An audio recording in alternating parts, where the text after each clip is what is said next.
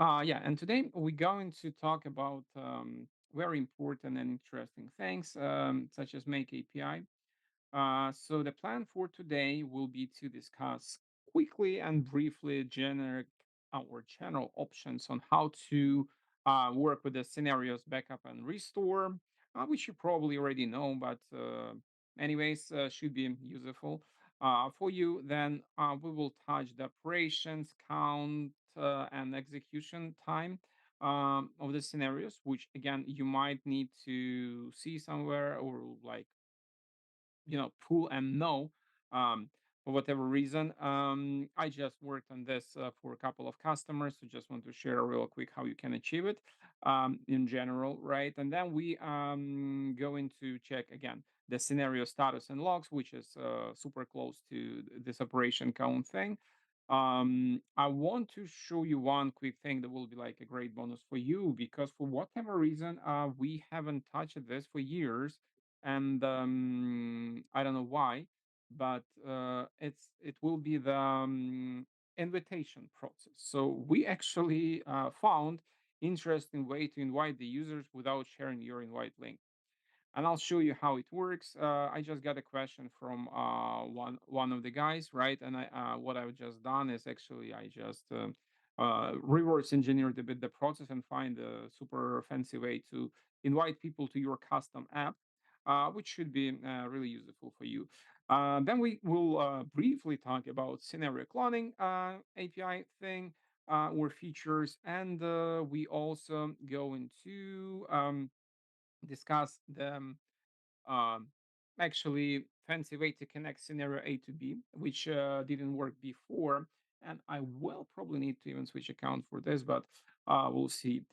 And definitely the custom GPTs. So we've been spoken about the custom GPTs recently. I shared several videos. If you haven't seen them yet, I highly recommend you to visit my YouTube channel and see those that I already shared. So let me just quickly share the desktop. So my YouTube channel lives here. Uh, so if you type Beyond Automation, it should work. Um,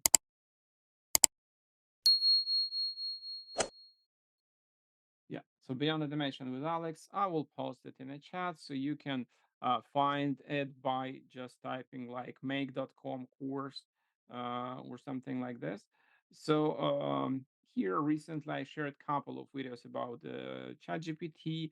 Uh, One of the really interesting, super useful, but non-commonly used by people way to utilize the Google admin API via service account. So please just take a look at this. I will again post this now in the chat, or you can just go and find this by again either Beyond Automation like this. Probably with Alex. For me, it comes the first line. For you, maybe no, but this is the logo.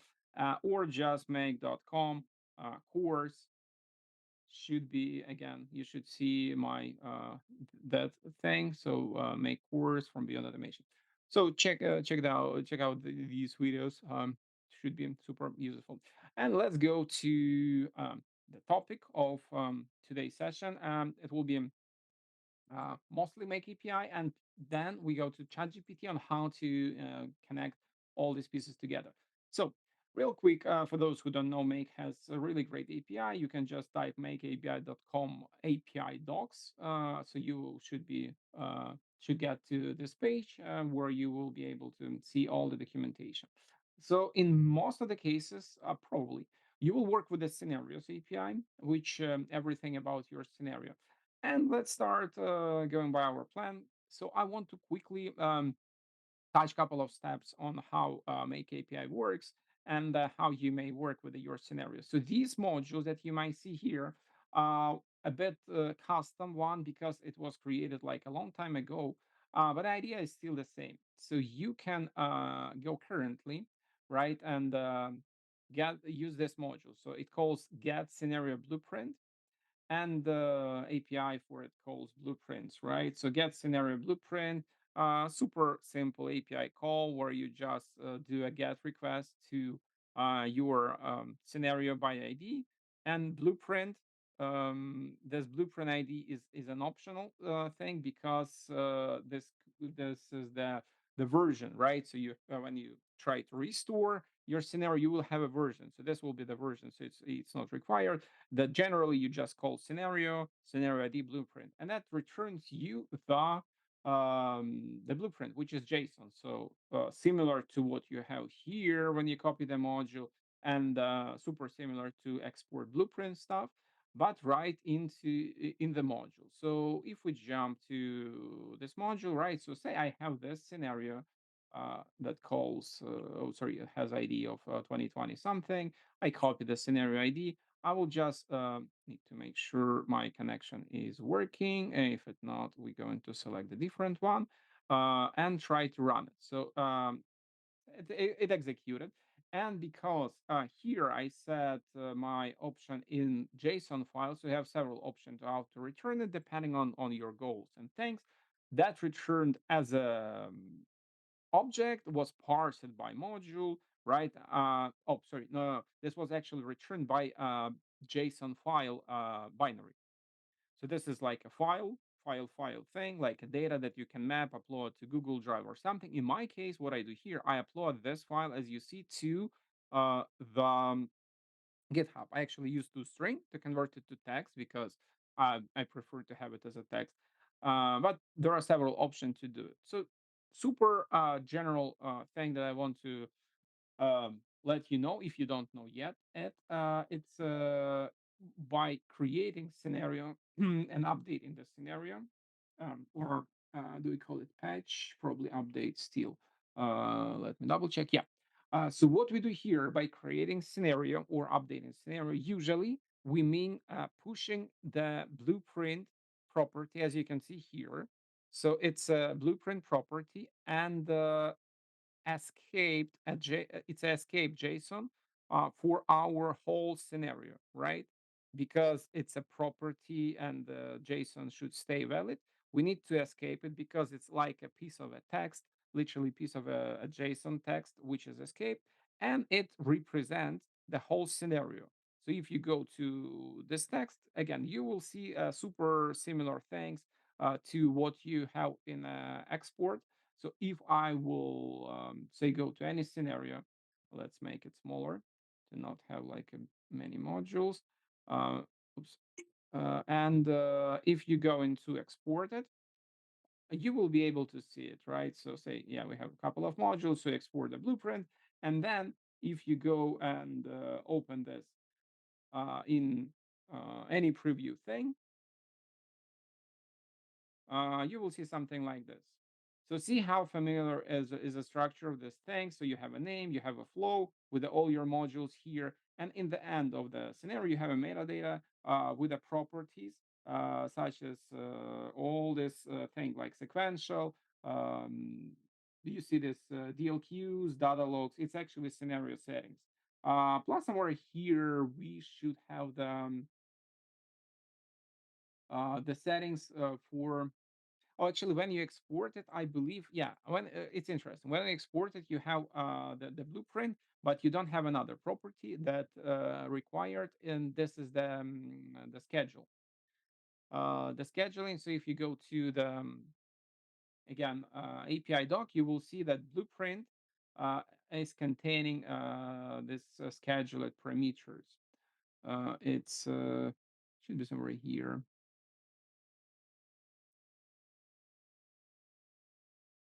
Yeah, so see this designer, orphans, then team ID scheduling. So scheduling, it's a property that contains your scheduling type, like infinitely, indefinitely. It's a interval. Sorry, it's a probably something different type, but we have this interval thing. You actually have, I believe, this currently in make modules already. Um, Not many people work with this stuff, so you know, I'm not sure if the create, for example, create a scenario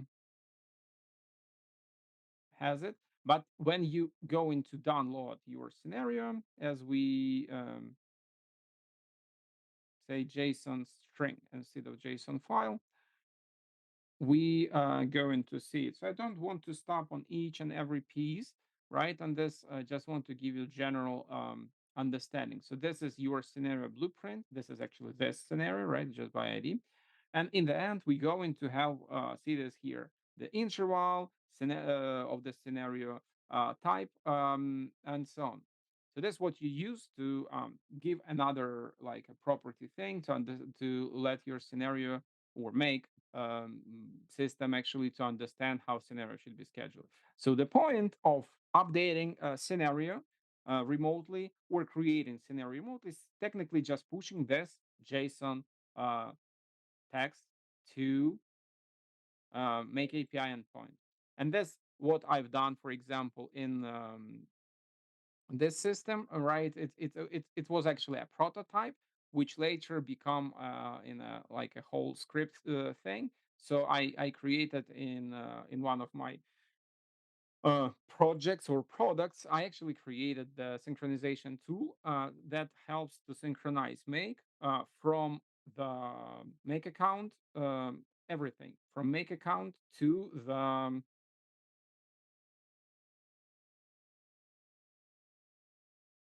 to GitHub. Okay, so that's more or less how a general script looks like. You will see a super familiar thing about the API here. It's a node. It's a bit maybe not familiar for you, but it's not nothing drastically different. So see here, we do a call to scenarios. So we list the scenarios, and then we getting the scenarios um, blueprint. So we iterating scenarios and then we get in the blueprint. So similar thing you can repeat and achieve in Make, right? So you can list your scenario and then you can get blueprint and then you upload it to your GitHub or whatever source it will be. The point is you can go back and forth with restoring or creation your scenario or cloning it, and that leads us to another interesting thing, which will be our scenario clone. Currently, do we have? Definitely no. We do not have the modules for it because it's a bit uh, mapping something that you have to do. So we can go to the make API call, and we should be able to see the scenario clone endpoint that allows us to clone this scenario. It's exactly copy of an action that you have in a list of your scenarios. So this we don't need anymore. I will just get rid of it. And if we go to list of our scenario and you click button to clone, right? So that will be exactly same action that you see in here. What is good in UI? You have already this field mapped for you, so you just tweak it back and forth, and you select the connections for future scenario, right? What we going to have in our API though, we will have these nice pairs of our connections. So if you jumped into this specification, what you're going to see will be scenario name. Definitely, it's a new scenario. It will be actually we're starting from scenario that we going to clone. So scenario ID clone, and we say we letting the system know where exactly it will be cloned. Probably should be just organization. No, we can't specify the team. Yeah, it will be organization in where will new scenario be created. Then we have the body, which is again it's a name of the scenario. It's a team ID in this work where a new scenario will be created. And states it's probably some system thing. So states. Oh yeah, it says like either we clone the states of the current modules in our like initial scenario or no. And then what we have here, it's accounts, right? And as you see here, we go into do a copies of accounts, keys, devices, data stores, and everything else. So by accounts, we mean our connections. which are again in our blueprint. So if we let me pull the blueprint. They call it. Do I do have the connections here? They call it IMT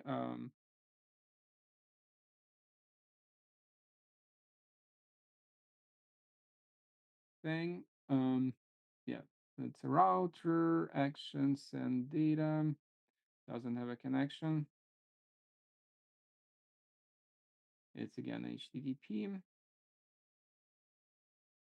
Okay, let's go with some module. Even this, right? It has a connection. So connection will be showing like this. It's a IMT con property, right? And some connection ID. So that's what you need to find for each existing and old scenario and replace with a connection for new.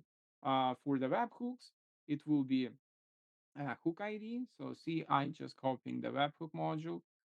It will be showing like this. This is ID of the module. This is hook ID and so on. So you do copy and you see the pairs, right? So literally replace this connection with this connection with this connection in new scenario, and so on. Same happens for the keys. So just to remind you, the keys is a thing that contains in like a legacy modules such as HTTP connection, such as the connection for say if you have SFTP, maybe SMTPs, SSH modules. All of them will be called keys. Hooks, it's a web hooks, and devices and UDT. So all this stuff you clone. So usually will be just the connections and the keys. I'm not like saying you have to do it, but I'm just again showing you an option where you can clone it over the API because it's a topic of our convo today. So that's like the thing related to connections. So we may mark this as a done, and I'm going to another uh, relatively big topic, which will be the scenario logs and everything related. So we have a module that calls list scenario logs. Works super easy. Just you select the what exactly you want to log. Oh, sorry, this is a different one. Let's go back to this thing. Okay, so I do have my list scenario logs module. So here I can just select scenario ID, and I can select timestamps from and to where it from and to where I want to pull these logs. I can do a filter. So again, you remember it's a super familiar to the thing that you will see here, right? It's a history. So this is filter, right? Should remind you uh, these options. And again, and this filter, it's a time that we set from and to in our log module. Um, Check run status again. So everything literally all the same in API, in the UI, and in this module. And a limit of this log. So as soon as you pull the logs by ID, you should get something like this, which returns you general information about that particular execution because we like listing logs one by one. I mean, it's a general information about the execution that happens. So scenario ID, how many data was transferred, a duration of it in seconds, I hope so. A number of operations was spent, team ID, and so on, so on. So who was the author of this? So many additional things that may happen. And the status also has a code instead of like true false. So if we go to our scenario logs and list logs, this is the method, and this is the description. I'm not sure. Do we have the status? Yeah, here. So one is success, two is warning, and three is the error. So similar to the switchers in or like a drop down options in success, warning, and error in the status. So what you can do and what you can achieve with this is relatively enough, right? So that allows you to build like a whole systems of pulling some data, say. So I will start of execution of this simple one. That lists the scenario. Let's go real quick. So I do see, I just pull a consumption, which is another thing. It just API that returns the consumption for particular things. So see the scenario consumptions, and it pulls the consumption, uh, just the consumption for my scenarios, the operation, transfers, and so on. It's like a general, it's analog actually of the list that you see here, right? So if you go to a scenario and you see these numbers, right? So that's uh, I believe the same thing, right?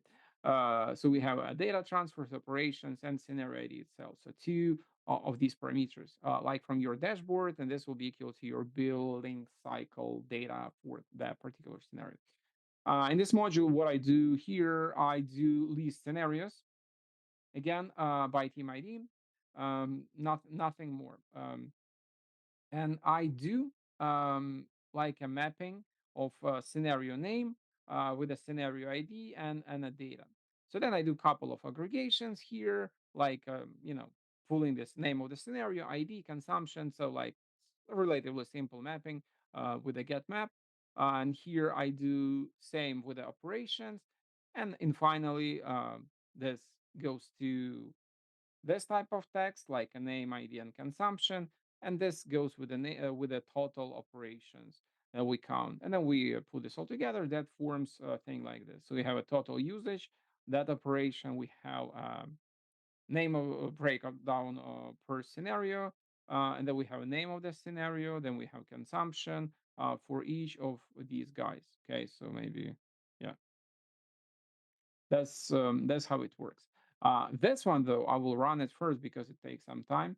I did on a request to get some more information about the time of the execution. So literally, it does pull logs like list scenarios, then pull scenarios logs, and forms these types of aggregation that allows us finally see how much time was executed or like consumed by each scenario and so on. So this for more like system load projects or something dedicated to OEM and another thing. It's definitely operation consuming. You won't do this in your make account, but again, this is a perfect illustration of what you can achieve. So this um, shows us totally total consumption. It shows the breakdown and it shows the usage in minutes, not a seconds, for each, I believe so, for each of the scenarios that we have in account in a set parameters, right? So you set say team ID, and so again, that's how you can achieve it, and doesn't use anything again special. So this is consumption. Oh, let me check where it actually leaves. Here, right? So consumption, list consumption, scenario consumptions.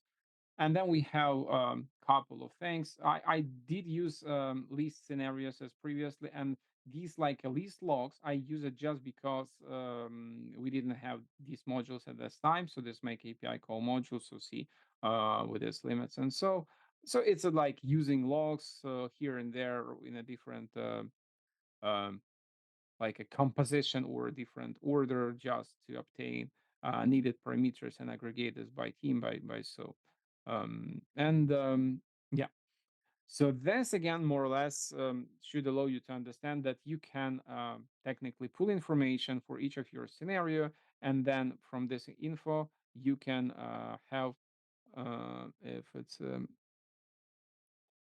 if it exists, right? Because it could be empty. So if you pull it, these scenario logs might bring you some useful info about the data transfer, the duration of the time execution, and so on. So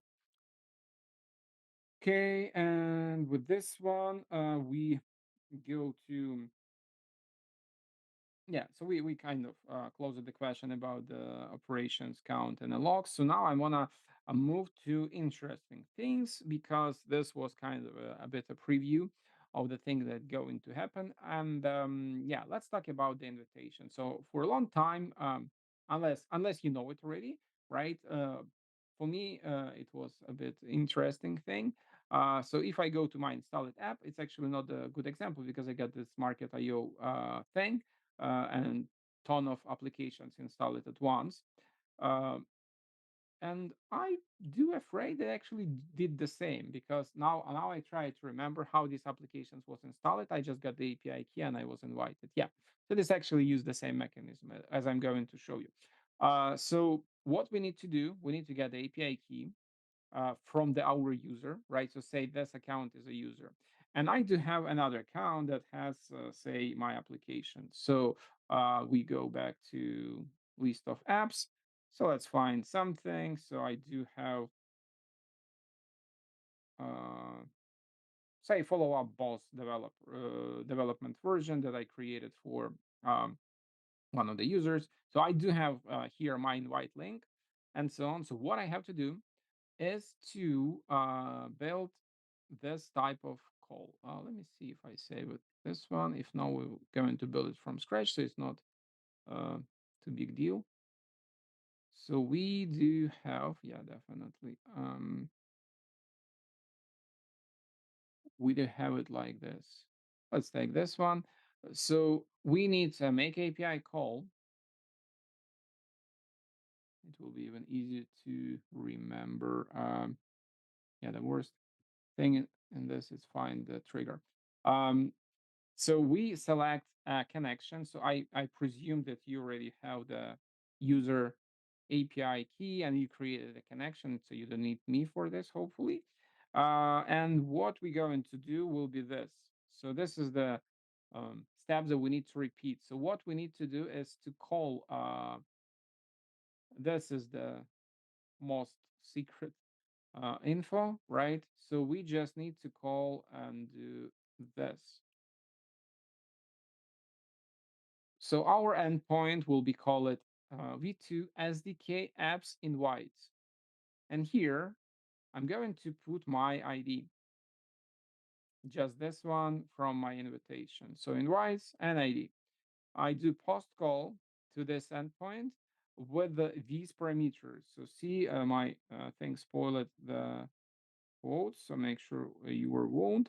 And here, what you need to add will be simply the designated or um, the work ID where things should happen. In this case, I will use my org ID here. It's 9443. Okay. And yeah, the idea is simple. This API key, right, should have access to this organization and should be able to install there the applications. I won't probably tell you exactly which scopes you need to have for this from your user, but let's double check. So it's probably will be either admin, um, right, connection, custom properties, data, functions. Maybe it's something about the applications, organization variables, scenarios, SDK. Since we use the SDK, I would for sure ask about SDK, right?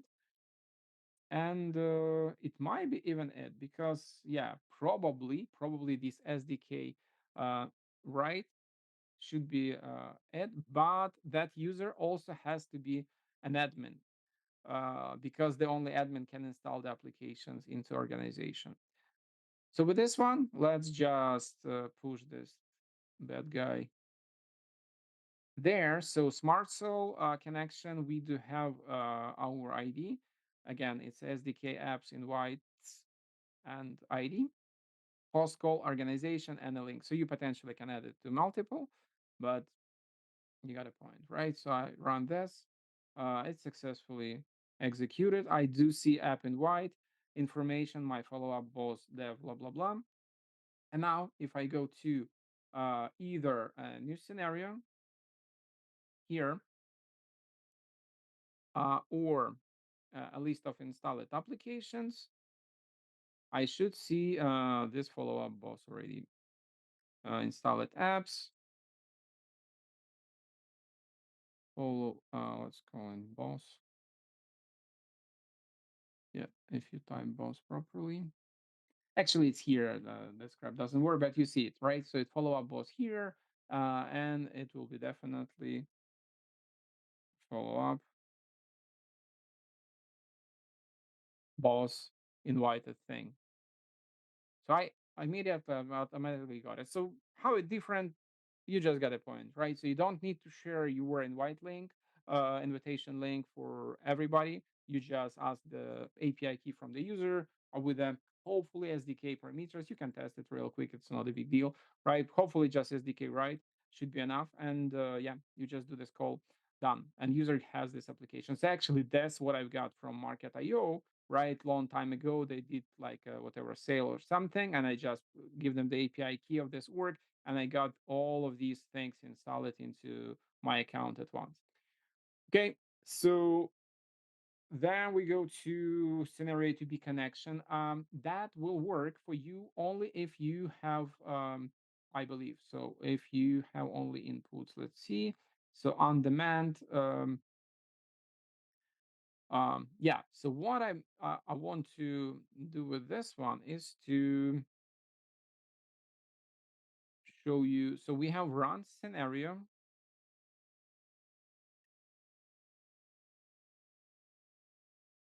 organization. So say Alex.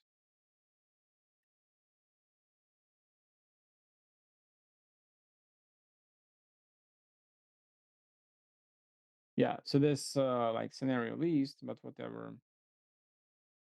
So the point of this, if your scenario has scenario inputs, or actually, weird. Oh, it's probably just because yeah, this organization has it. That's why I can do it. Let's do it then in this way. So say I do have this scenario then that I want to execute. So this is our super old thing with a webhook and like a connection between scenarios, right? So now, if you have a scenario that, for example, even has a webhook, but also has some oh, sorry, you can't execute on demand with a webhook. So yeah, then just get rid of the webhook and doing let's do it this way. So your scenario should be on demand, right? And you have some parameters here and there. So I will just remove this to be able to save it. Um, yeah, let's just take it like this. And I do have some input parameters. So say param1, and I do have, well, let's call it name. I don't know, an email. Okay. Now I can use these two inputs in the scenario. So this is email and say this is input. Okay. So this going to do some operations. I save this.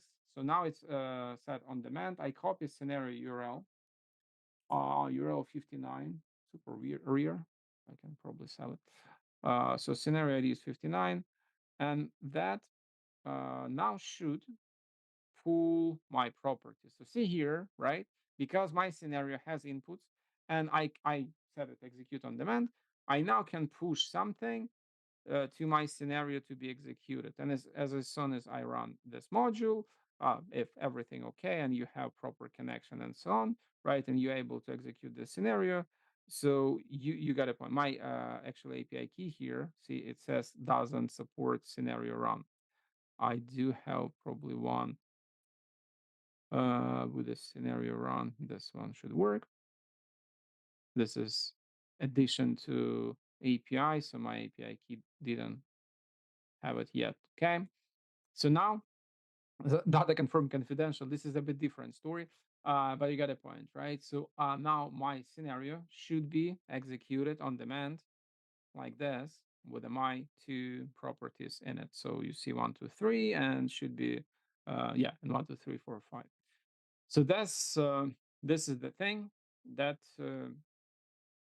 you can use if your account supports inputs. Probably it's some plan. It's not on free accounts yet. So if I go to my regular scenario, it won't have the inputs. So you can quickly go to pricing page and find out uh, where you have it. Yeah, there is no inputs and the price. Where is price?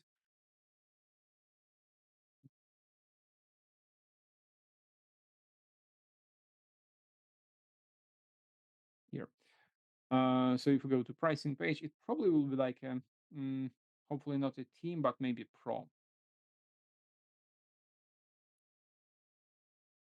Yeah, scenario inputs here. It's a pro plan, which is relatively achievable.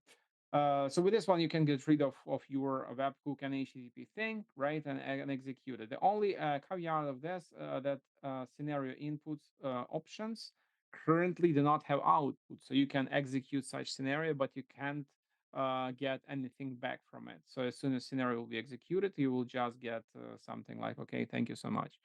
Not nothing like executed, for example, no data as in case of the webhook, but it's still an option. And this scenario actually, before I close this one, I want to show you uh, this bulk update, which actually good to illustrate the first point or topic that we did about the blueprints. And so in this case, got a question from the customer: can I set all my scenarios for the data confidential? And the answer is yes, but using API. So what I do here, see simple update scenario has a blueprint section where I put my blueprint from previous scenario, and I simply do a replace of a text. So make sure you like replacing what you want to replace. See here, I do consequentially all this confidential true with fresh variables and so and so, right? To confidential false.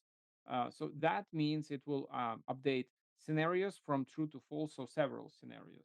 And if I do have my scenario running, I may have like a list of all my, in this case, X demo scenarios. So let's go there into scenarios of X demo team. So all these scenarios currently, let's double check them, set to be executed. Data confidential is not, so it disabled, right? So with this one, I can quickly check. So data confidential false. So I will replace everything false to true with the one run. So quick check, all looks nice, and let's run it. This will list and update all my whatever scenarios that I have here. And then if I do update and randomly will open one of them, say clone me, I will go to the properties. See here, it's a data confidential is enabled. So, and the opposite thing. So let's go back. So now we need to replace true to false, which was set by default here. So true to false. So I just switch them back to non-confidential. Okay, so with this one, we finished with the most of our thing related to API, and let's go to my recent use case, which I actually described in a video, and it was about the GPT and the connection to make scenarios. So what you can do now in Make and OpenAI. So recently we got this nice update that allows us to create custom GPTs. So these custom GPTs, it's like your personal, they call it personal assistant, but in fact, that's replace many of things from the past. If you ever tried to build like a bots on the open AI, because we deal with the open API and open AI, and like sometimes you confusing it's confusing. So open AI API, if you use it ever to build some bots, you might face the issues with you have to create some memory, like where you store the data for it. You have to create some these mechanisms of inputs and outputs, uh, you know, and so on. So that makes it like really really problematic. So what we can do now with this custom GPTs is to build everything and have everything together. So real quick, so this is say my custom GPT that allows us to pull information from some API. Technically, it's just pulls information from some stock market thing. So I do call like how much costs. I don't know. What do you have? Um, I use it Boeing, well, whatever. Let's keep Boeing.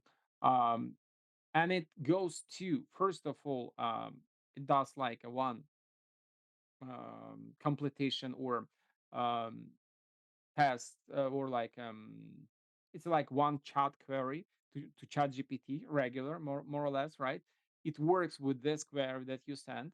It understands what exactly you want to do with it, depending on GPT settings. It's like, again, it's a customizable bot that knows what you want to ask. So you want to ask about cost of buying stock. So it converts this into stock name, and then it goes to a designated API to perform actions on query and got it. So it requests from this. So see here from the API, it requests in a thing in a format that has to be done. So it understand on its own. So the Boeing is a BA, it's a ticker or symbol or of the stock, right? And it performed the query and it responds me back with some format that I said. So say, use this format to reply. So technically we have one question to GPT chat, more or less regular chat, right? We have one call to API, and then we have another question to our chat GPT with a reply to it. So that's more or less how it works. And what we can do also, and what I've done in my QuickBooks invoice thing, it's a connecting this to make scenario.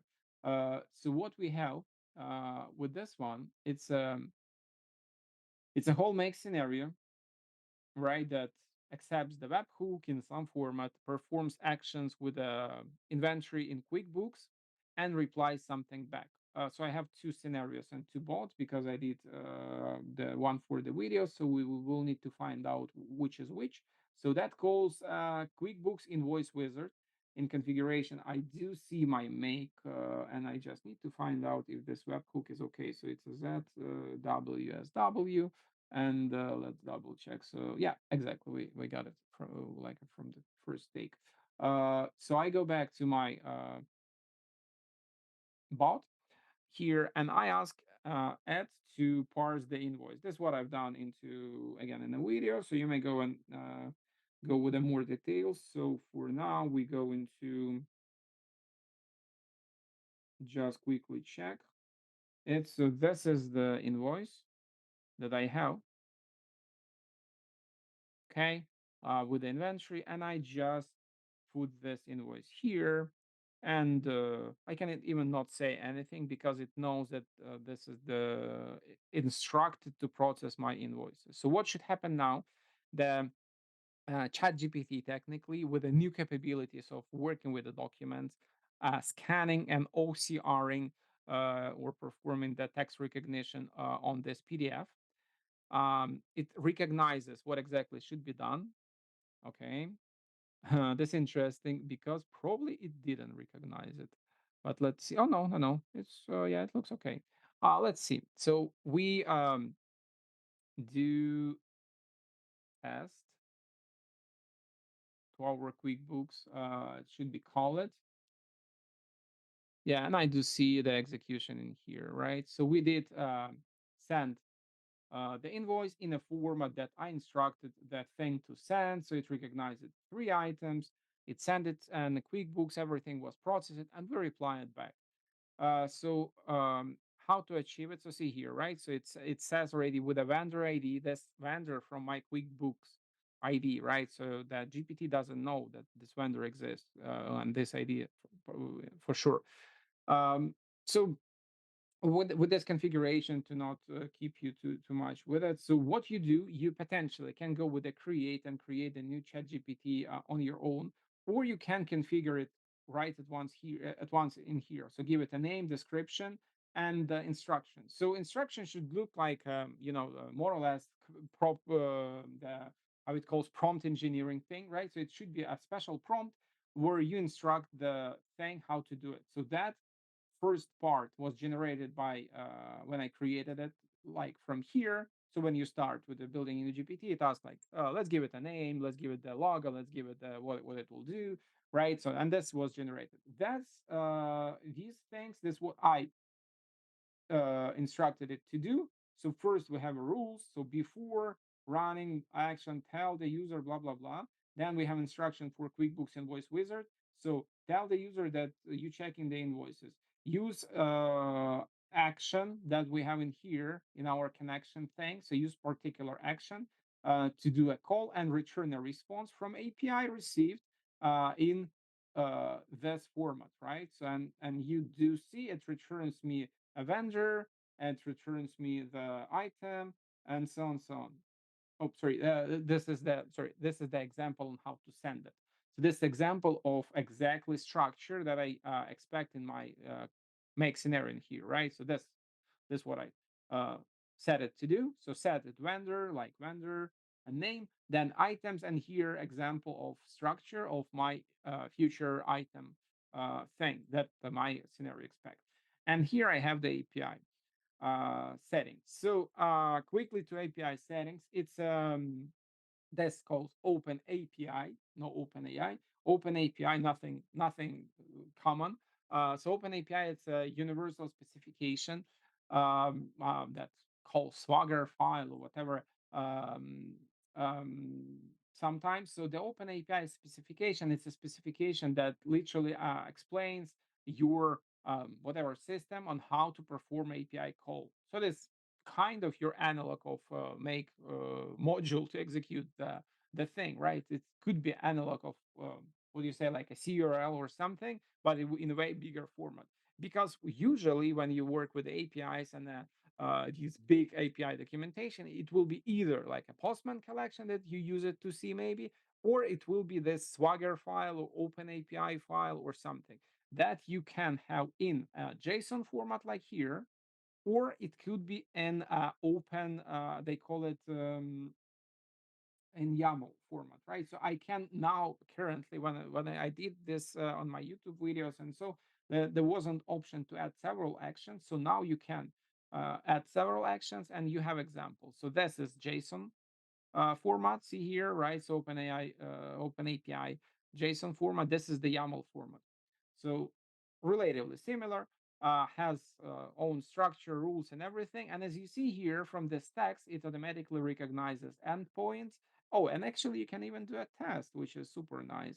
It was not before these sections, but you see here we got a test, so something was executed. Um, yeah, oh, it asked me to go to this pet swagger thing. Yep. Okay. And couple of things. So how you can use it, how this could be useful for you. So definitely, if you just want to execute one call, as I've done, for example, in here, you can go and guess what? Yes, you can go and use GPT. So and there's not a GPT. It's my custom GPT that technically creates this schema for you. So what you can do now, you can take this URL. It calls my GPT API schema. So as you see, it's actually one of the examples how people will use your GPT. So it's already, I don't know, it's a 148 users or it's a 148 executions of it by people. So this is open. You can get a link and use it. So that GPT technically executes the call. So what I done with it, for example, I can tell it like, okay, um, in my case it was a webhook, so I can say like, okay, this is the webhook, and build a schema, or you can put it with mistakes. It's okay with a for post call to, and you put your say URL uh, with the structure that I expect here. I can copy this from my instruction. It's a test thing, okay? And from this, that thing should it doesn't go anywhere. It just GPT thing, no APIs. From this, it builds as instructed. It builds a schema for your API call. So you can just copy paste it into your new GPT action and use it. So you just may need to change the names and title and so on. So GPT will use your thing, will try to use it by recognizing a text description of this call. So if it says like a process invoice, right? So then will be like, it will try to understand that we're processing invoice. And again, from this probably also, right? So it's a vendor, item, quantity, description, and so on. So now we're done. So I got this one. And if I go to my, say, GPT and we'll try to create another action besides the pet store, we'll just paste this. It should recognize. uh, Definitely, that's how it happens. It does not recognize it, but oh, that's why it actually says that is already exists as another action, which is nice because it assumes it's like it's a new API, right? So if you use the same server, so potentially you just need to extend it with a more actions, right? As we saw with this pet something. So I will just change this to something different URL, and it's automatically recognized it. So see here, you can go and find this post vendor, what exactly exists. It's operation ID. It calls operation ID. That's actually also how by ID and description, this how GPT will recognize what exactly you want or can do with this action, right? By name of the action, by title, by all of this. And that's basically it. So you got your API piece of your API documentation implemented in your custom GPT, which now can perform and do these actions. So you can extend it again by saying like this. Um, let's do it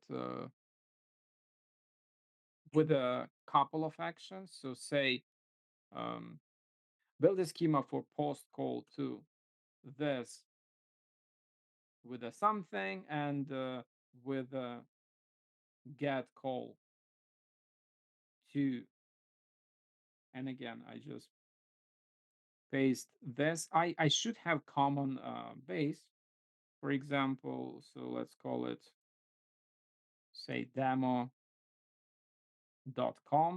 something. So here I do a post call to this endpoint, to another endpoint. I want to say to do the get call. I just show you how easily currently now that thing can interpret your either you can put a CURL here, you can put your text here, you can put a piece of the document actually here, right? And how easily it will convert it to a schema. It's definitely not ideal. I mean, I don't expect it will work like 100%, but still relatively cool. So we'll do a get call to this, say with the parameters, name, email, and phone.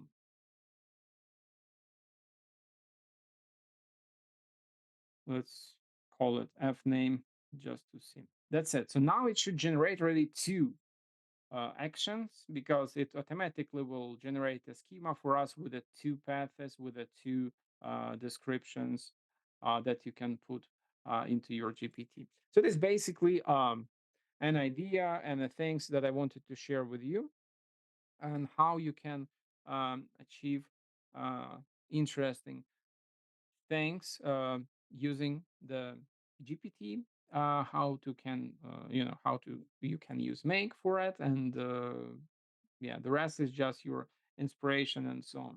So as you see here, we should get the oh, I didn't specify the yeah, I didn't specify actually the endpoint for my thing, so it will be just pure get, but still we should have we still should have two actions. So uh let's just go and see. Let's just go and see how it works. Okay, so I will going to copy paste this into my GPT, just replace it so it works this way. You just replace it. And let's see. See, it was recognized. I didn't set the endpoint for this get call, but it was recognized and it created a name for it, which is cool. So it knows it's a get, it knows by name, email, and whatever. And it says, like, okay, get user details. So see here. And then if I go into perform this test, it probably will create some. I don't know, testing data to this call. So let's see if, yeah, so see here, it's already trying to do something. It's trying to do f name with a John and so on. So it's trying to perform this call. Definitely we got an error because demo.com probably works different in a different way, but it is how it is. So that's, guys, what I wanted to share with you today. And now, as usually, after I gave you some values, I want to give you even more with a couple of things. So first of all, if you're interested in building the things like I mentioned with the my code thing here, right? So this is a complete system that synchronize your make accounts in a matter of seconds. Cost you like I don't know, $1, $2, $5, whatever you put uh, do with a server. You can run it on a local machine if you want. Will be free completely. If you have a server, again, will be free completely. So no operations, no whatever. That's how like code works. And I built the whole like a program and a system where I showed like step by step how I built this. So you may get it right now and start from it. It's available in my lab, which is you can just type new apps 4.com/lab. We'll post this in the chat. Oops, sorry, not be in front, definitely. Okay. So this is nabs.com lab, where I do share my recent findings and everything interesting, my research stuff. Okay. So you can get the information about this and many, many other things. So it's actually a subscriptional thing. So you can subscribe starting from $100 per month to $200 with a uh, chat and so on, with the support and get information about all these programs. Another thing that I have right now, it's a super special, will last not too long. Again, if you just go to newapps.com, just without any labs, yeah, newapps4.com, that will be still running my Black Friday offer. I'll type Friday offer in the chat. So that's still my Black Friday offer where you get everything that I have right now, all courses, all programs from previous, from the past, right? And it includes also 6 months of to access to that research lab that I mentioned before, that alone cost 500, right? Plus, you get like a unique offer. The guys who know me really well know that I haven't done any like a personal coaching one-to-one thing. So that also includes personal coaching with you or your team during 2 months on 8 calls, like every week. We're going to um, deep dive into whatever you want to learn from me. It could be either like automation stuff. You can I have guys who are already in and trying to create own products, own solutions, like own SaaSes.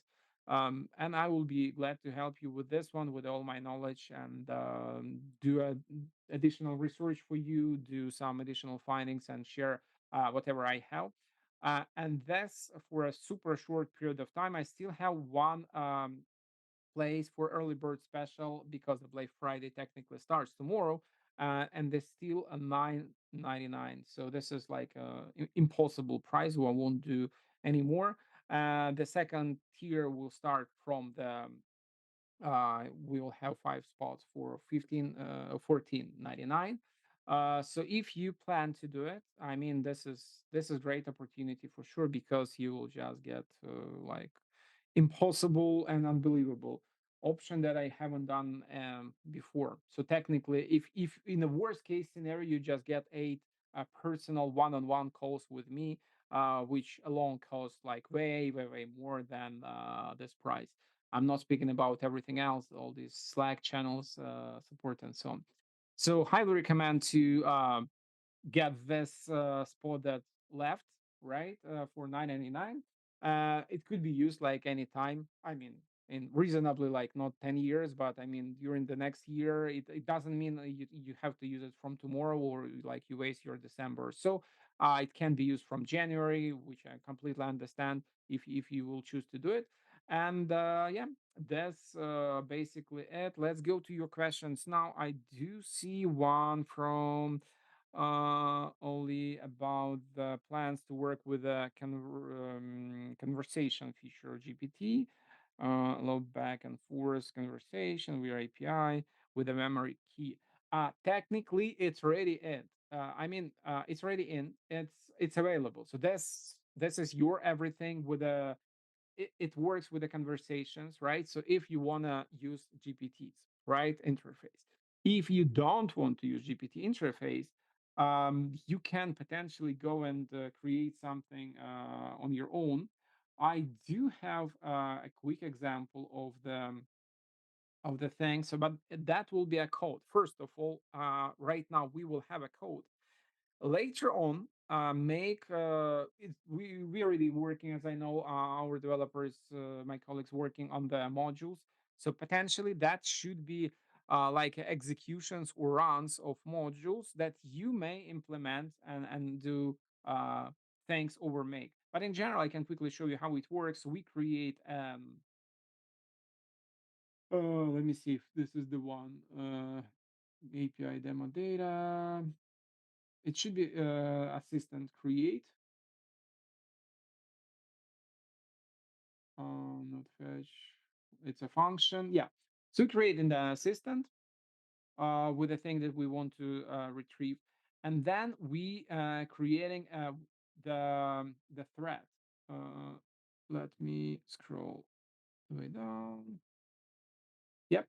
So we're creating the thread with a message, and then we just using this thread ID, and we create a run as it called it. So in the run with thread ID, which is like our chat with a user, and we stuff this with a there will be two things will be thread ID, and it will be the assistant ID, which is your kind of main assistant.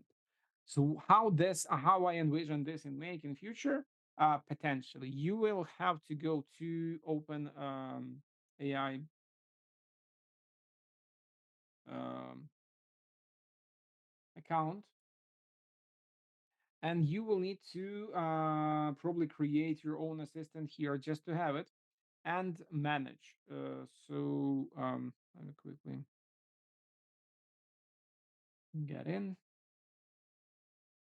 So in your assistants tab, you're going to create an assistant, and you are going to then manage it from outside using API. The only one thing I do not understand clearly now in this process, in this mechanism, right, is how you will configure the actions for it properly. Doing this in a code, I do understand how it happens, right? I keep my code here, all this API information. So, for example, this is exactly same financial assistant built on the on a code thing. So if we go to terminal now, let me see. Oh, because I removed the API key from here. Let me just grab the remove. So that will work, right? So I completely understand how that thing works, but I do not understand. They probably will extend a bit the UI.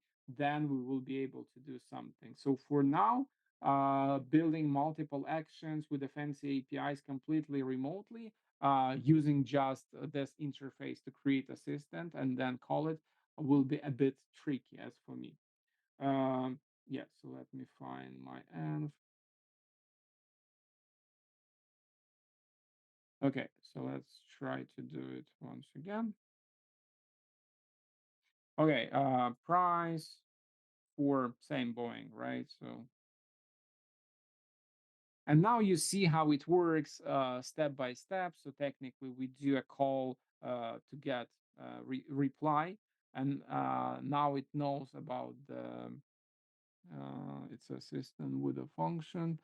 So now we do a call, we get the thing back, and then we use the API. But all this API specification, all this code is on my server. So that means you have to connect your UI to this somehow. Or it will be like a third party that will like literally run this code for you.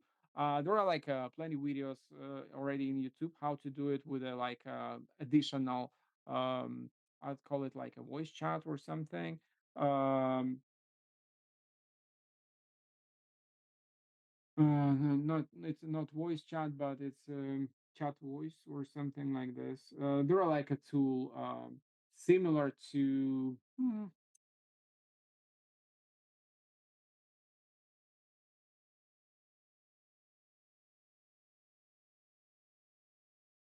yeah, I saw there are like several tools and they are similar to some chat builders like um,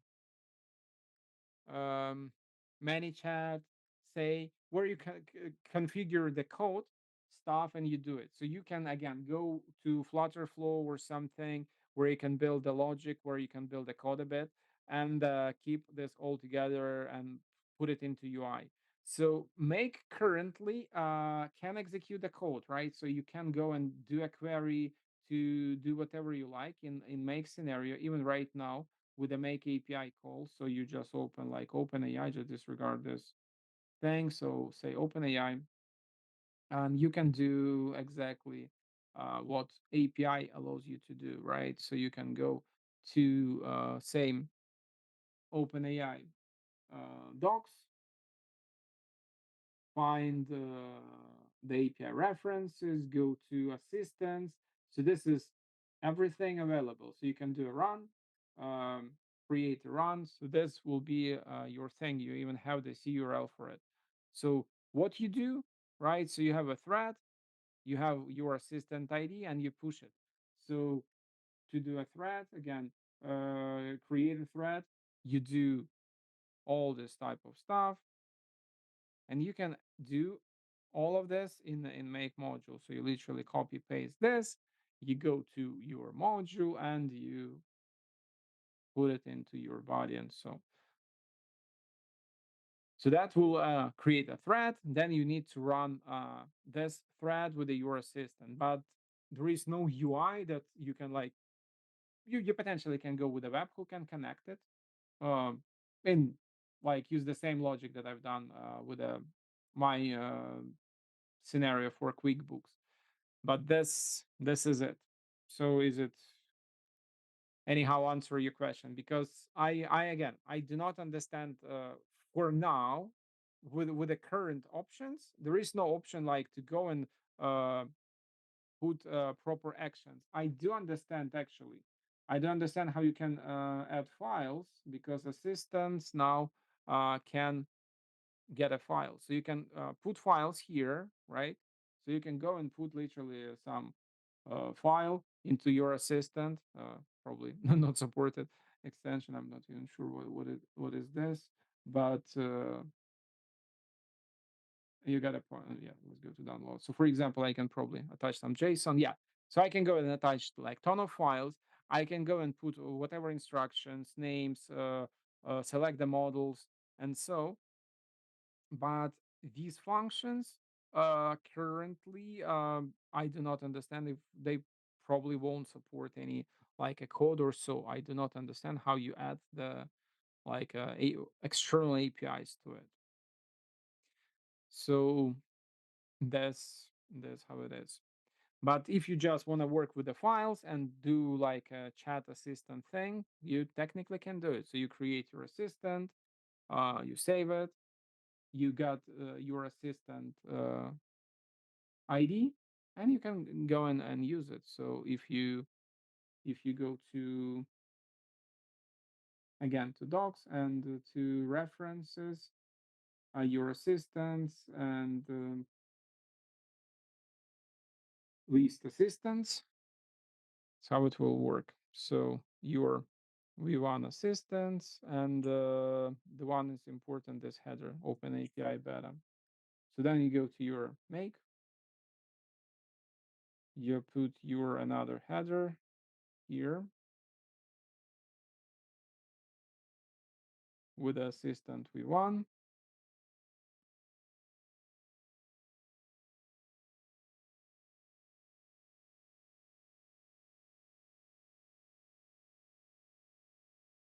And yep, this should work. So get call. So you got your assistant ID. Probably there are like a better way to do it, but yeah. So this is the one that we just work it on. So this is the file ID that I just attached the thing. So then when you execute the actions, you may say like, okay, do this, take this file ID, this, do this stuff. So everything like according to API, but there is no modules yet. We going to add something probably like run the assistant something with a with a easier UI. It will happen probably in like several days, hopefully. So yeah, that's how it is. So anything else? Any question, guys? So anything you wanna know or ask? Don't hesitate. This is your chance. Spend time for you. Okay. So then, unless you have anything to add or share, um, yeah. So then, this is it, guys, for today. Um, and yeah. So see you soon, hopefully, on my coaching sessions. Let's go and watch my YouTube. Super useful, trying to do my best. So yeah, once again, no, this is trying to find quickly the YouTube one for you. Where's my YouTube link? Here you go. Yeah, just want to start with the one of the courses. So you have several options. Uh, one per one. So I do have thanks for it. So what you can do, you can go if you want to one per one, which is I do not uh probably from monetary standpoint, it's not so logical. There is a page like this where you can find courses one by one.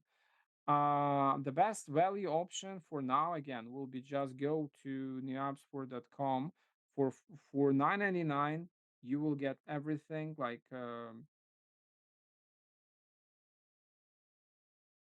that you can use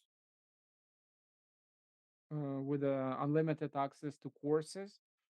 Um, and what you also can do, you can go with the lab, and if you subscribe on lab, you're going to get like a subscription again to any courses. The lowest price will be 9.99 per month, so you will get access to whatever courses you need for a month, and then you can decide. So whatever option you choose, it's up to you. So newapps.com, let's add HTTPS to it. Yeah, we'll be glad to see you and help you with your automations and ideas. So that's it. So if you don't have any more questions, so we'll be glad to see you soon then, guys. Okay. All the best. Oh, actually, one more thing. I believe I had it to Black Friday regarding the courses. There is a bundle. Yeah, I can. Yeah, you can go with the bundle, with the ultimate bundle for Black Friday for 2.99. This will be option if you wanna just courses, no personal something. Could be also not bad choice for you. So you will get like probably yeah like everything everything available. All programs like make for makers about make how to build the custom apps and make. I can give you the code no code, which is how to code this make thing if you want. Special bonus. This is super recent thing if you're interested. So yeah, let me know if anything, if you have any questions. So Alex, Chekalov, you can use the same way that you got on this webinar. I mean the Facebook or email. You can use this email. Also, if you want to reach me out, find me in Facebook. So yep, we'll be glad to help. So thank you everybody. Hope to see you soon. And yeah, have a great day. Have a great rest of your day, probably. So most of you probably in Europe. If not, then yeah, enjoy the holiday. Actually, today holiday, I believe. Yes, yes. So it's like Thanksgiving. So yeah, bye everybody.